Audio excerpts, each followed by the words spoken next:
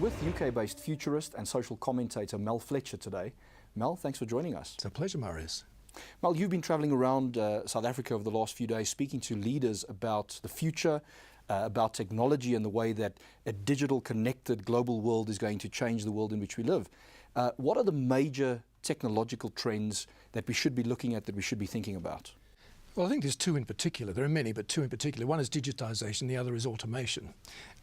Digital has already changed our lives. There's a study that came out in London which said that 1/3 of all British adults will regularly check their smartphone under the covers of the bed at night. Something like half of all 18 to 24-year-olds are doing that now. And that's remarkable when you think that 2007 saw the advent of the very first iPhone.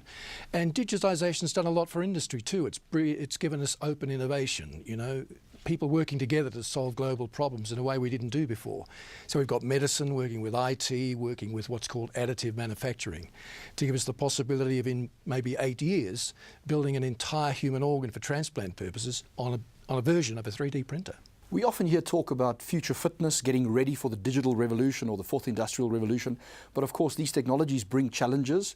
What does it mean for society in general and organizations as they adopt these technologies? What do they need to be thinking about? Well, that brings the subject of automation into play, because that's what the fourth industrial revolution is all about, or the smart age as some are calling it. One of the dangers of automation, of course, is underemployment. And we're expecting globally something like 230 million jobs to be automated out of existence in the next 20 to 30 years. 35% of British jobs will be gone in 30 years. And whereas in the past those jobs were believed to have been, you know, blue-collar, low-paid, low-skilled jobs.